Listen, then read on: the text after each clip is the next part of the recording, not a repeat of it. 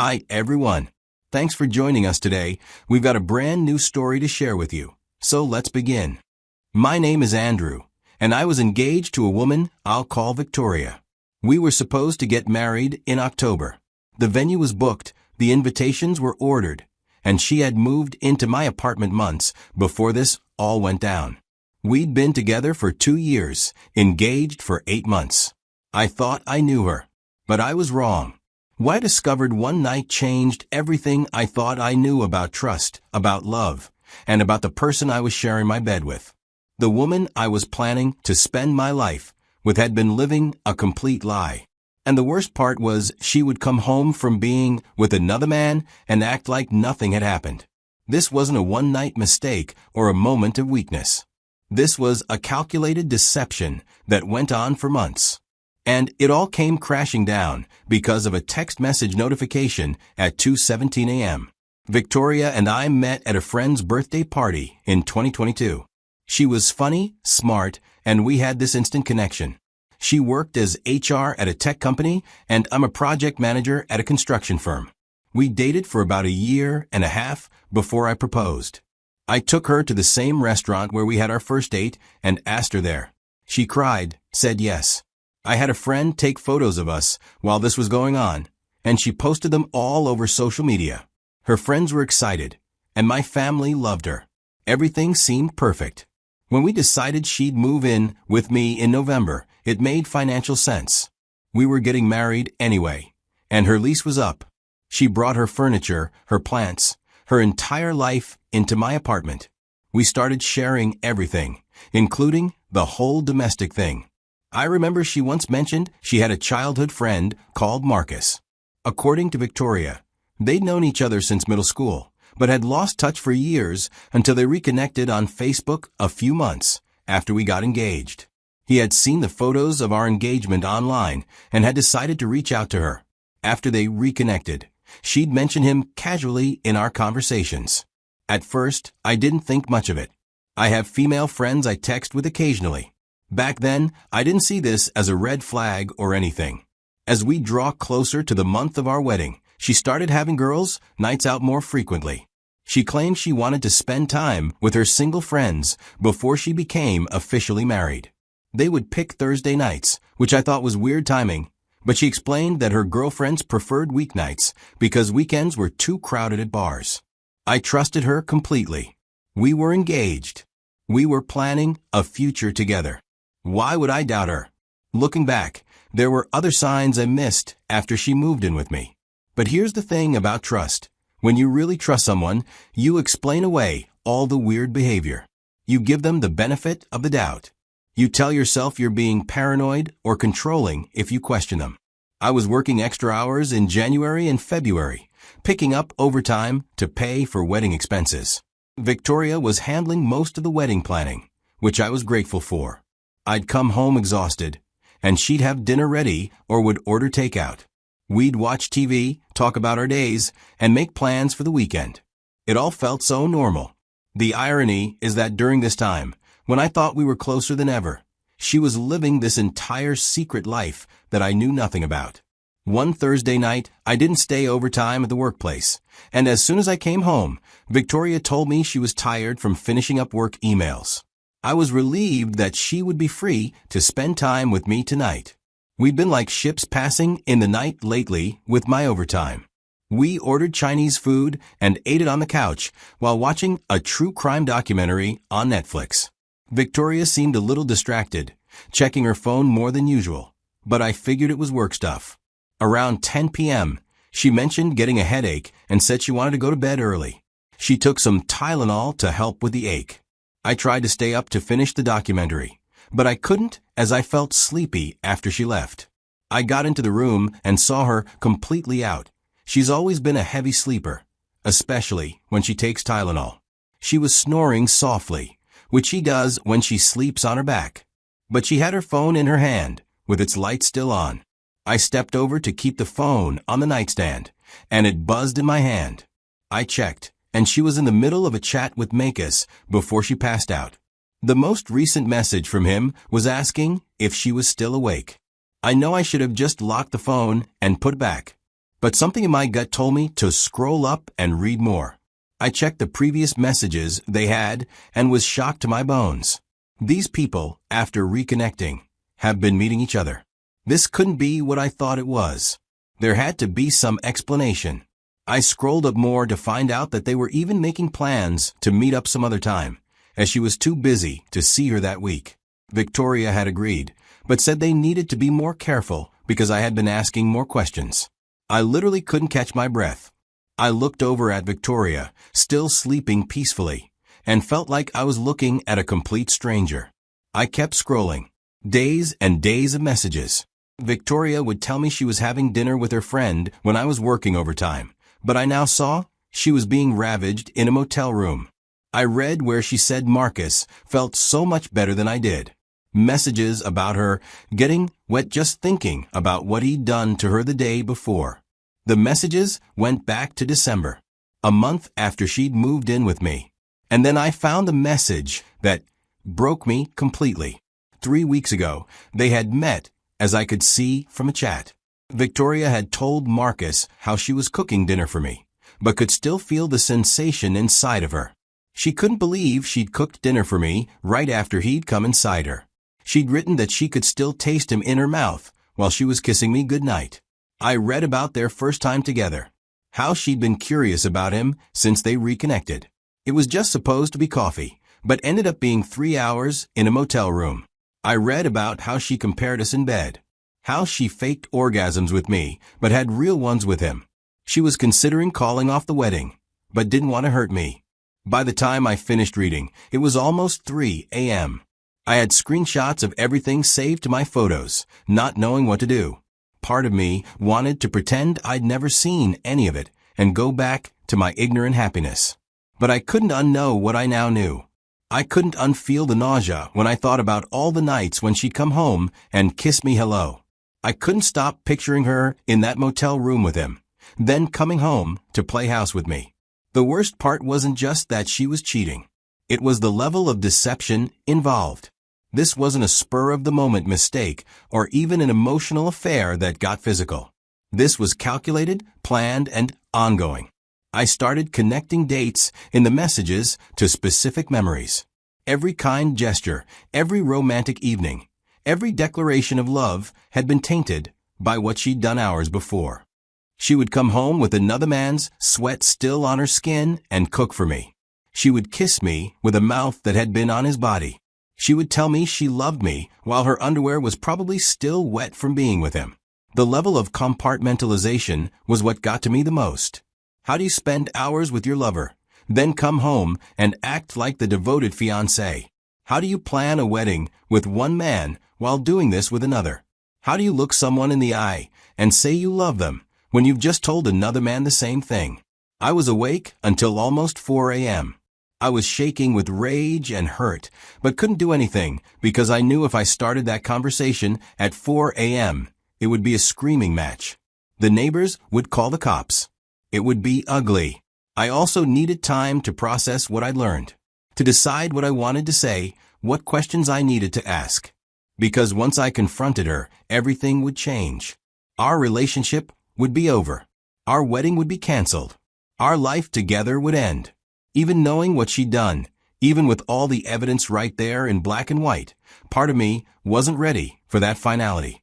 I finally got back into bed next to her, and I stared at the ceiling until the sun came up. She woke up around 7:30, same as always. Her alarm went off. She hit snooze once, then got up and went to the bathroom. She came back and kissed my forehead, told me good morning, and started getting ready for work. I watched her put on makeup, do her hair, get dressed in business attire. The same routine I'd watched hundreds of times. Except now I knew that she'd leave work early to meet her lover. She'd probably touch up her makeup in the car afterward, make sure she looked presentable before coming home to me.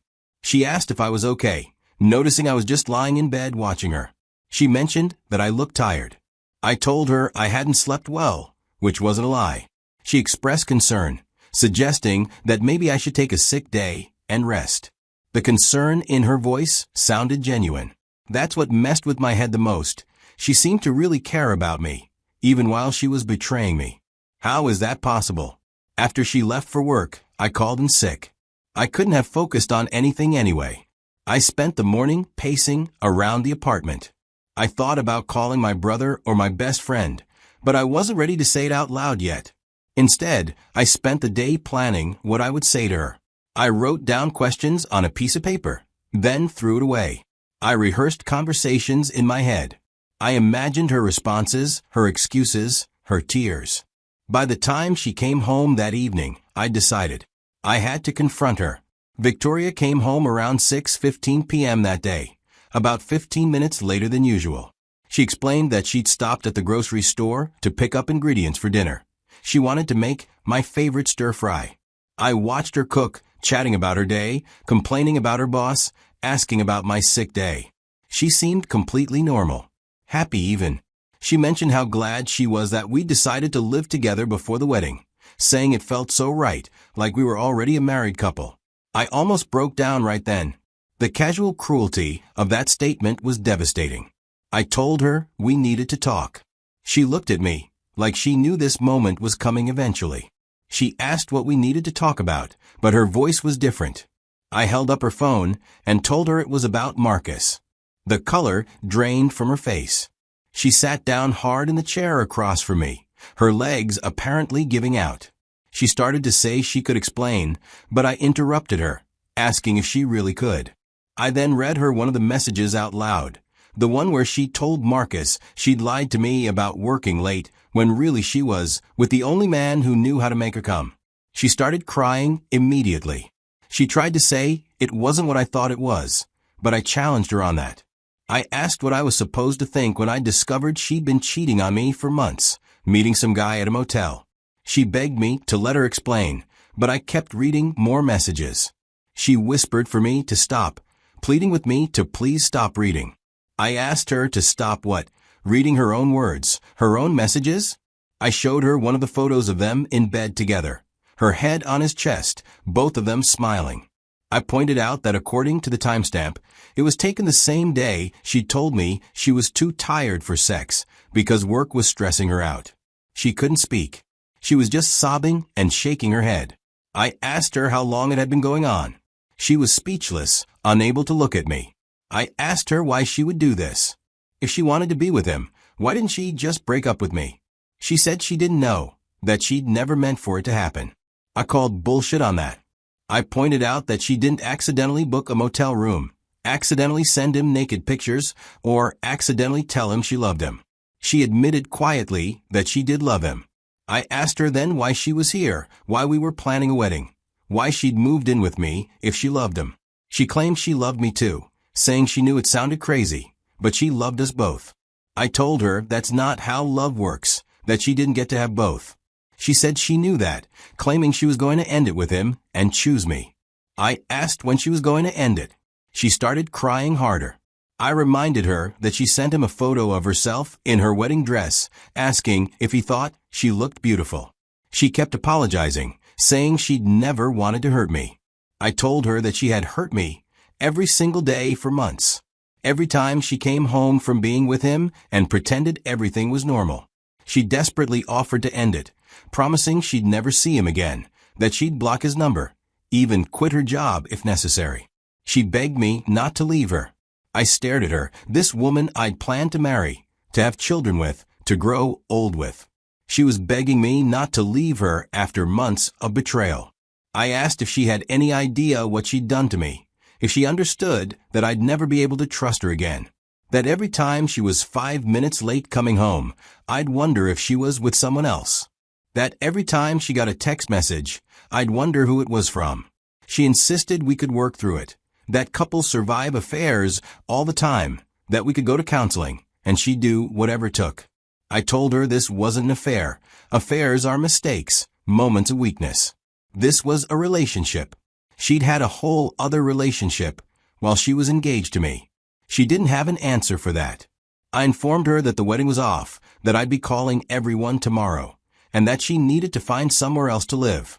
She pleaded with me not to do this, insisting she loved me and wanted to marry me.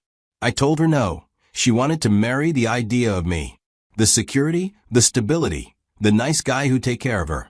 But she wanted to sleep with him. She couldn't have both. She cried for another hour. She begged, she promised, she swore it would never happen again. She claimed Marcus meant nothing to her, that it was just physical, that I was the one she really loved. But I'd read the messages. I'd seen the photos. I knew better. The next week was the worst week of my life. I had to make a dozen phone calls to cancel wedding vendors. I had to tell my parents, my brother, my friends. Victoria moved out the following Saturday. She'd been staying with her sister since our confrontation, but she came back to get her things. I wasn't there. I couldn't handle seeing her pack up the life we'd built together. She left the engagement ring on the kitchen counter with a note saying she was sorry, that she knew it didn't mean much now, but she was.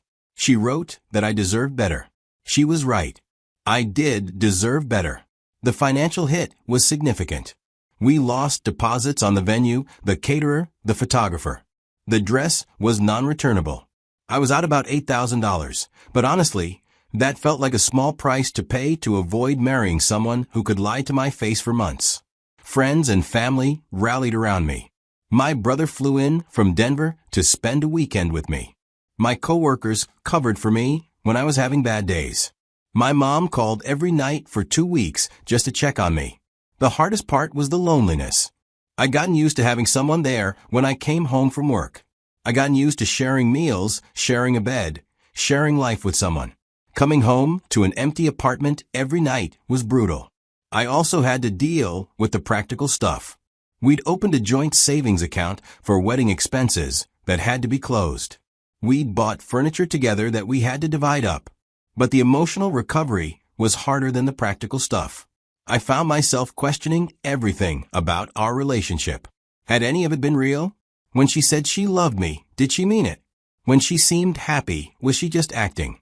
When we had sex, was she thinking about him?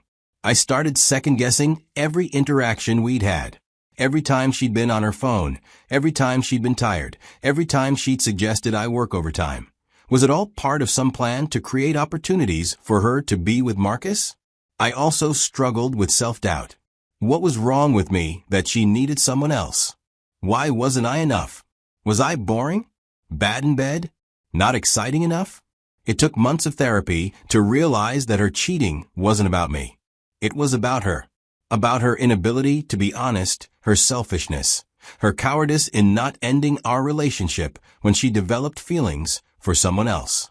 I heard through mutual friends that she and Marcus dated for a few months after she moved out, but it didn't last. Apparently, the excitement wore off once they didn't have to sneak around anymore. She tried to reach out to me a few times, texts, emails, even showing up at my workplace once, but I'd blocked her on everything and told security not to let her in. I wasn't interested in closure or friendship or forgiveness. I just wanted her out of my life completely. It's been 6 months now. I still have bad days. But overall, I'm grateful. Grateful that I found out before the wedding. Grateful that I didn't waste years of my life with someone who could deceive me so completely. Grateful that I learned what real betrayal feels like, because now I know what real trust should feel like too. Looking back, there were signs I missed. Victoria was good at covering her tracks, but subtle changes in her behavior that I explained away because I trusted her. The increased phone privacy was a big one. Her sex drive changed too. We went from being intimate 3 or 4 times a week to maybe once a week, always initiated by me. When we did have one, she seemed distracted, like she was going through the motions. I thought it was wedding stress or work pressure. But here's what I learned. Trust your gut. When something feels off, when patterns change, when your partner becomes secretive, pay attention. It doesn't mean you should become paranoid or controlling, but you should be aware. I also learned that some people are capable of compartmentalizing in ways that seem impossible. Victoria genuinely seemed to love me, even while she was betraying me. She could plan our wedding during the day and plan her affair in the afternoon. She could kiss me goodnight and mean it, even though she'd been with another man hours earlier. That kind of cognitive dissonance is hard to understand if you're not capable of it yourself. I couldn't imagine living that kind of double life, so I never suspected she was doing it. The biggest lesson, though, is about self-worth. For months after the breakup, I blamed myself. I thought if I'd been a better boyfriend, a more attentive partner, a more exciting lover, she wouldn't have cheated. But that's not how it works. People cheat because they choose to cheat. Not because their partner is inadequate, but because they lack the integrity to either work on their relationship or end it honestly. Victoria could have talked to me about whatever she was missing in our relationship. She could have suggested counseling. She could have broken up with me if she wasn't happy. Instead, she chose deception and betrayal. That choice says everything about her character and nothing about my worth as a partner. I'm also grateful that this happened when it did. If I'd found out after we were married, especially if we'd had kids, the damage would have been so much worse. Divorce is messier than a broken engagement. Child custody is more complicated than dividing up furniture. As much as it hurt to discover her affair when I did, the timing could have been much worse. If you're watching this and you recognize yourself in Victoria's behavior, if you're living a double life, if you're cheating on your partner while planning a future with them, please just stop. End the affair or end the relationship, but don't do what Victoria did. The person you're deceiving doesn't deserve it, no matter what problems you think exist in your relationship. They deserve honesty. They deserve the chance to work on the relationship or to find someone who will be faithful to them. If you're watching this and you recognize yourself in my situation, if something feels off in your relationship, if your partner's behavior has changed, if your gut is telling you something is wrong, trust yourself. You don't have to go through their phone or hire a private investigator, but you can have an honest conversation about your concerns. And if the worst happens, if you discover that your partner has been unfaithful, know that it's not your fault. It's not about what you did or didn't do. It's about their choices and their character. You will get through it. You will trust again. You will love again. It will hurt like hell for a while, but you will survive it. Thanks for watching, and remember, you deserve someone who chooses you every single day, not just when it's convenient for them.